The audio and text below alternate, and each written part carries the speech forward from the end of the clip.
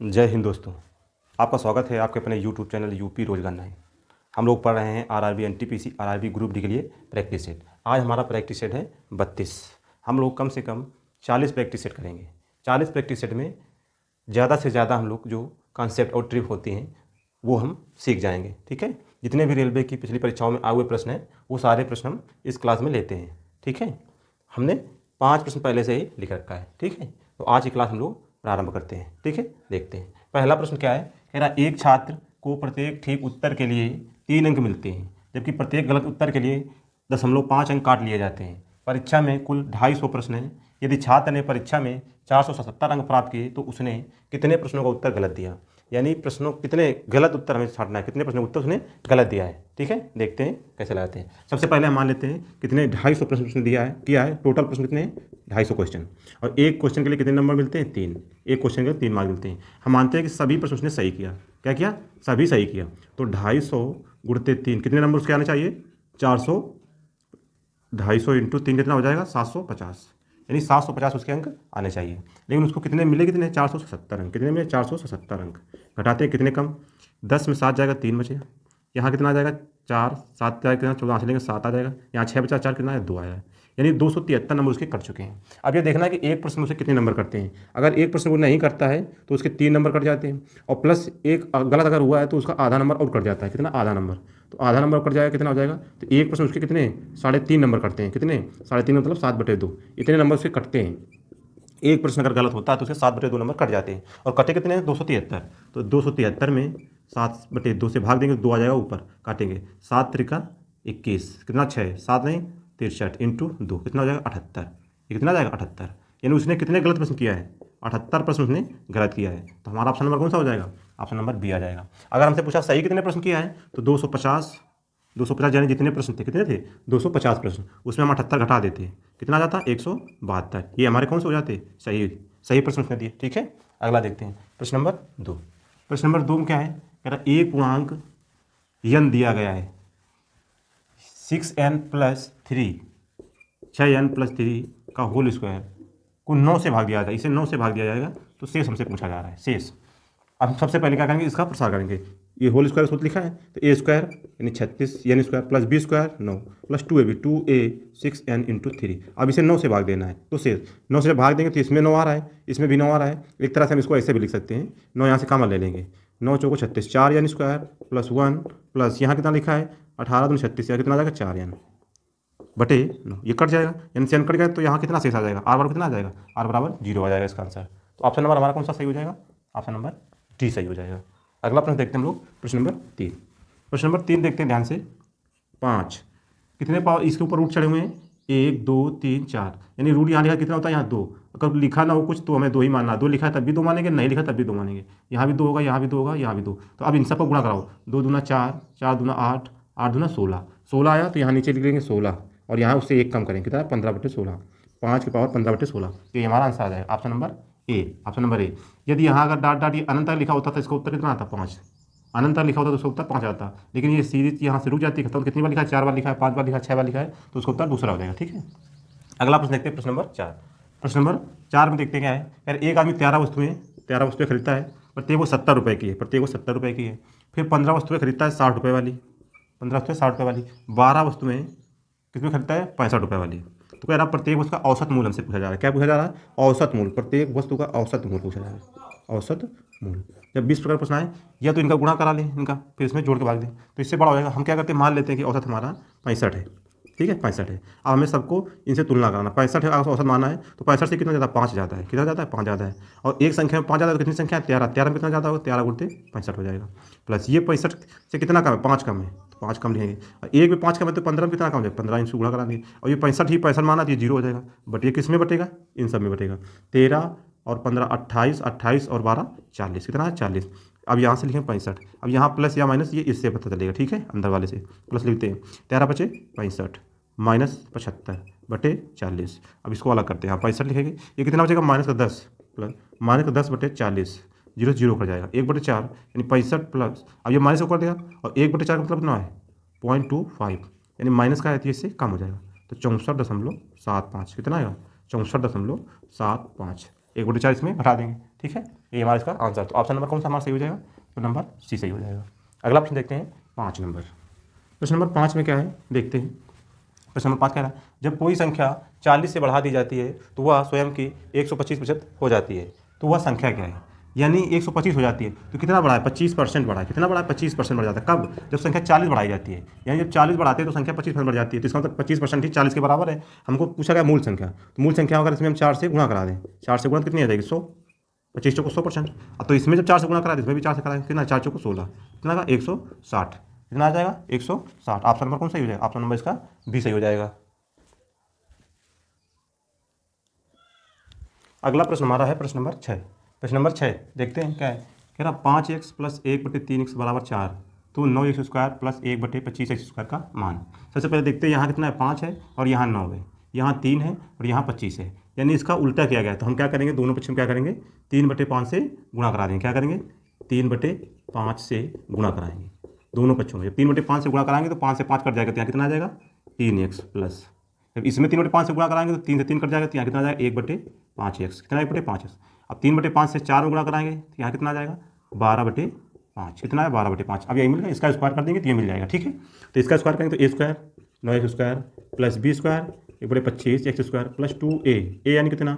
3x, b कितना? 1/5x बराबर कितना? 144/25। अब यहाँ तो x कट जाएगा, ठीक है। हमको इसका मान चाहिए केवल। अब ये उधर चला है, 2 3 6, 6/5 उधर कट जाएगा, कितना आएगा? 144/25 माइनस 6/5, 6/5, ठीक है। अब क्या करें? यहाँ 5 से ऊपर नीचे गुणा करा देते हैं। यहाँ ऊपर नीचे 5 से गुणा कराएंगे तो कितना हो जाएगा? 30। यहाँ 25 हर बराबर हो जाएगा, तो 30 घटाएंगे 144, कितना आएगा? 114। कितना आएगा? 25। कितना है? 25। 114/25। Option number A. Option number हमारा ए आ जाएगा। अगला प्रश्न देखते हैं हम लोग, प्रश्न नंबर 7।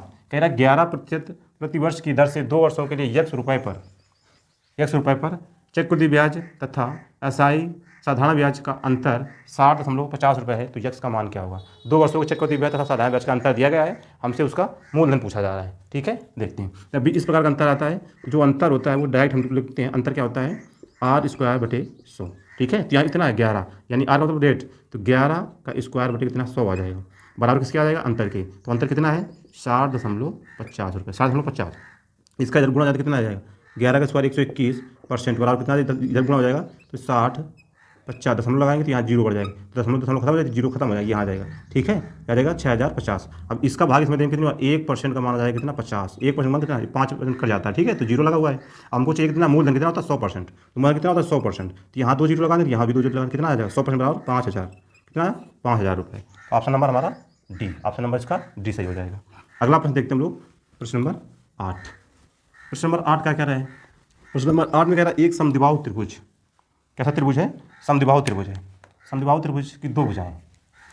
समद्विबाहु त्रिभुज की 2 भुजाएं। हम 2 त्रिभुज बनाते हैं, ठीक है। 2 त्रिभुज बनाते हैं। कह रहा है 2 भुजाओं की लंबाई 15 और 22 सेंटीमीटर है। हम मान लेते हैं कि ये वाली 15 है और ये 22 है, तो एक बार ये वाली 15, 2 भुजाएं बराबर होंगी। एक बार इसको 22 मानते हैं तो ये भी वाली 22 हो जाएगी, ये 15 हो जाएगा। अब परिमाप हमसे पूछा गया, तो परिमाप क्या होता है? सभी भुजाओं का योग। तो 15 15 30, 30 और 22 कितना हो जाएगा? 52। इसके पास चलेंगे, अगर ये वाला त्रिभुज बना होगा तो 22 22 44, 44 15 59, कितना है? 59। तो आंसर कितना है? 52 या 59, यानी यही हमारा इसका आंसर। ये परिमाप हो सकता है। अगर भुजा 15 सेंटीमीटर भुजा 2 बार, भुजा 2 भुजाएं बराबर होगी समद्विबाहु त्रिभुज में, अगर ये 2 भुजा होगी तो हमारा 52 वाला आंसर आ जाएगा। अगर 2 भुजाएं बराबर है 22 वाली तो फिर हमारा 59 आ जाएगा, ठीक है। अगला प्रश्न देखते हैं हम लोग, प्रश्न नंबर 9। प्रश्न नंबर 9 में क्या है? प्रश्न नंबर 9 कह रहा है किसी वस्तु का लागत मूल्य ₹100 इसे 200% बढ़ाकर अंकित किया गया है। यानी लागत मूल्य ₹100 और 200% बढ़ाकर, तो मान लेते हैं कि पहले उसका CP 100% था, ठीक है। इसको बढ़ाकर अंकित किया कितना? 200%, तो कितना आ जाएगा? 300। कितना आ जाएगा? 300। अब कह रहा है इसमें 25% की छूट देने के बाद 300 का 25% छूट देंगे, कितना होगा? 300 का 25%, यानी 1/4, यहाँ से 75 रुपये। यानी इसमें कितनी छूट मिली? 75 रुपये। इसमें 75 की छूट दे देंगे तो कितने बिकेगा? ये 225 का बेचा जा रहा है। और सवाल में किस वस्तु कितने? 540 रुपये बेचेगा, तो 225 ही 540 के बराबर है। ये किससे? 9 से भाग देंगे। 9 दूना 18, 9 पना 45, 9 का 60 आ जाएगा। हमसे पूछा है लागत मूल्य। लागत मूल्य कितना होता है? 100% होता है CP। तो इसमें कितने? 4 से गुणा करा दें तो 25 चौको 100। इसमें भी 4 से गुणा करा देंगे, 4 छंग 24, 240 रुपये। तो उसका लागत मूल्य कितना आया? ₹100, 240 रुपये। तो हमारा ऑप्शन नंबर कौन सही हो जाएगा? ऑप्शन नंबर सी सही हो जाएगा। ऑप्शन नंबर सी सही हो जाएगा, ठीक है। अगला प्रश्न देखते हैं हम लोग, प्रश्न नंबर 10। ये है अनुपात का प्रश्न, ठीक है। लिखा है 6A बराबर 11B बराबर 7C। अब हमको अनुपात चाहिए A अनुपात B अनुपात C। ध्यान रखना, जब ये इस तरह बराबर दिया हो और सारे मान बराबर में हो तो हमें क्या करना होता है, ए का मान जब हो तो इसको बंद कर लेंगे, इसको ठीक है, इसको बंद कर देंगे 11 से 77, ये 77 आ जाएगा अनुपात। अब ये बी के चाहिए तो बी को रोक लेंगे, 6 सत्ते 42, ये 42 आ जाएगा। अब सी वाला चाहिए तो सी को बंद कर देंगे, ये वाला 11 छक्का 66। अब ये किसी संख्या से कट रहे हैं तो काट दो, नहीं तो ये हमारा आंसर आ जाएगा। 77 42 66 कहाँ पर है, 77 बाई 66, ऑप्शन नंबर हमारा बी हो जाएगा, ऑप्शन नंबर बी सही हो जाएगा। अगला प्रश्न देखते हैं, प्रश्न नंबर 11। प्रश्न नंबर 11 में कह रहा है 4/9 तथा 16/27 का लासा यानी एलसीएम चाहिए। ये भिन्न है, भिन्नों का लासा क्या होता है, अंश का लासा बटे हर का मासा। तो अंश का लासा यानी 4 और 16 का लासा कितना आ जाएगा, 16, और अंश का क्या, अंश का लासा और हर का मासा 9 और 27 का मासा कितना आ जाएगा, 9, 9 3 का 27, ये इसको काट देता है तो 16/9, इतना इसका आंसर आ जाएगा 16/9। तो ऑप्शन नंबर कौन सा हो जाएगा, ऑप्शन नंबर ए आ जाएगा इसका सही। अगला प्रश्न हमारा है प्रश्न नंबर 12।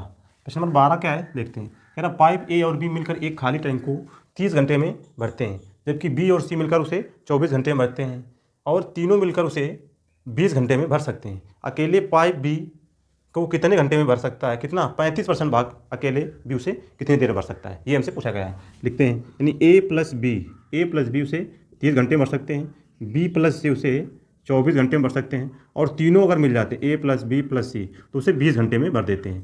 तो इसका लासा कितना हो जाएगा, लासा हो जाएगा 120, 30 से भागने कितनी बार, 4 बार, 4 से 24 से ये 5 बार जाएगा, शंका 120। यानी यहाँ पर तीनों की क्षमता कितनी है, 6। ए प्लस बी कितना है, ए प्लस बी की क्षमता कितनी, 4, ए प्लस बी 4 है, तो यहाँ तीनों क्षमता कितनी 6 है, तो सी कितना आ जाएगा, सी 2 आ जाएगा। अब बी प्लस सी यहाँ पर कितना है, बी प्लस सी बराबर 5 है, तो सी कितना है 2, सी कितना है 2, तो बी कितना आ जाएगा 3, तो बी क्षमता कितनी मिल गई हमको, 3 मिल गई। अब हमें से इसे हल कराना है, तो 120/3, लेकिन हमसे काम कितना पूछा गया है, टैंक का 35% हिस्सा, तो 35% कितना होता है, 35% होता है 7/20, तो 7/20, इसका 7/20 लिख देते हैं, तो कितना 0 से 0 कट जाएगा, 2 3 6 दूना 12, 7 गुणते तो कितना 14, यानी 14 घंटा में 7/20 भाग बी अकेले उसका भर देगा। ठीक है, अगला प्रश्न देखते हैं हम लोग, प्रश्न नंबर 13।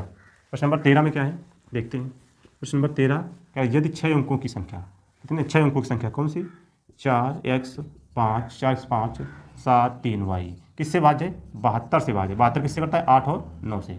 तो कह रहा हमसे पूछा गया x प्लस वाई का मान बताइए, x प्लस वाई का मान बताइए। देखते हैं, सबसे पहले हम इसको हल करेंगे। 8 का नियम क्या होता है, 8 का नियम क्या होता है, संख्या के अंतिम 3 अंक, तो 732, यहाँ कुछ भी हो सकता है, यहाँ y लिखा है, हम सबसे पहले y की जगह रखेंगे क्या, 0 नहीं कटेगा, रखेंगे 1, ये विषम संख्या है, सम से कटेगा नहीं, फिर रखते हैं 2, तो कितना आएगा 8 दून 8 9 72 बचा 1 12 नहीं कटेगा, फिर 3 रखेंगे 33, ये विषम संख्या नहीं कटेगा, यहाँ 4 रख देंगे तो 2 बच जाएगा 8 4 32, 5 रखेंगे तो 20, अब यहाँ रखेंगे 6, कितना रखा 6, तो 8 9 72 बच्चा कितना 1 8 दूना 16 कट जाएगा, तो यहाँ से y का मान कितना आया 6, y का मान हमको कितना प्राप्त हुआ 6, y की जगह हम 6 रख देंगे। अब यहाँ पर y का मान 6 प्राप्त हो चुका है, तो अब इसको हल करेंगे। तो अब यहाँ 9 का नियम क्या होता है, सभी संख्या के अंकों का योग 9 से करना चाहिए, सभी संख्या के अंकों का योग 9 से करना चाहिए, तो 6 3 9 ये कट जाएगा, 7 5 12 12 4 16, 16 में कितना जोड़ेंगे 9 से कट जाए, तो यहाँ x की जगह हम 2 रख दें, कितना 2, तो संख्या पूरी कट जाएगी, संख्या पूरी कट जाएगी, तो संख्या मिल जाएगी 4 2 5 7 3 6। अब ये संख्या पूरी 72 से कट रही है, यानी x का मान 2 मिला, y का मान 6 मिला, हमसे पूछा x प्लस वाई 2 + 6 कितना आ जाएगा 8, आंसर कितना आएगा 8, ऑप्शन नंबर हमारा कौन सा हो जाएगा, ऑप्शन नंबर ए सही हो जाएगा इसका। ठीक है, अगला प्रश्न देखते हैं। अगला प्रश्न कह रहा हमसे कि 4 अंकों की सबसे छोटी आभाज्य संख्या क्या है, 4 अंकों की सबसे छोटी आभाज्य संख्या क्या है, ये हमें याद होना चाहिए, ये 1009 होती है। ठीक है, 2 अंकों की सबसे छोटी संख्या कौन सी होती है, अगर 2 अंकों की बात करें तो सबसे छोटी आभाज्य संख्या कौन सी होती है 11, 2 अंकों की सबसे छोटी आभाज्य। अगर 2 अंक सबसे बड़ी पूछे हमसे, बड़ी पूछेगा, ये छोटी है तो बड़ी पूछे कितना आएगा 97। अगर 3 अंक में पूछता हमसे, 3 अंक सबसे छोटी कौन सी 101, 3 अंक सबसे बड़ी कौन सी आ जाती 997, कितनी आ जाएगी 997। अगर 4 अंक हमसे पूछ लेता है छोटी कौन सी संख्या है तो 1009, छोटी अगर बड़ी पूछता तो 9973, ये आ जाती है हमारे, ये हमें याद होनी चाहिए। ठीक है, ये याद होना चाहिए। अगला हम देखते हैं प्रश्न नंबर 15। प्रश्न नंबर 15 में क्या कह रहा है, इसको जोड़ने के बाद ये लिखा हुआ है, यक्स का मान से पूछा जा रहा है। ये क्या लिखा हुआ है, जब भी कोई 2 अंकों की संख्या अगर 2 बार लिखी होती है तो सदैव किससे कटती है, वो सदैव 101 से कटती है। ये बताया पहले, कोई भी 2 अंकों की संख्या अगर वो रिपीट हो रही है तो किससे कटेगी, सदैव 101 से कटेगी। ये लिखा हुआ है 65 × 101 प्लस ये भी रिपीट हो रही, ये लिखा है 56 × 101। ठीक है, और बराबर लिखा है यक्स × 101। अब यहाँ से 101 कामन ले लेंगे, कितना 101 कामन, तो यहाँ क्या बचेगा 65 + 56 और बराबर यक्स × 101। अब यहाँ 101 से 101 कट जाएगा, कितना बचा 6 5 11 के लिए 1, 6 5 11 1 12, तो यक्स बराबर कितना आया 121, कितना आया 121, ऑप्शन नंबर हमारा सी सही हो जाएगा। धन्यवाद दोस्तों, आज क्लास हम लोग 15 प्रश्न हल किए हैं। वीडियो को लाइक करें, शेयर करें और हमारे चैनल को सब्सक्राइब करें। धन्यवाद दोस्तों।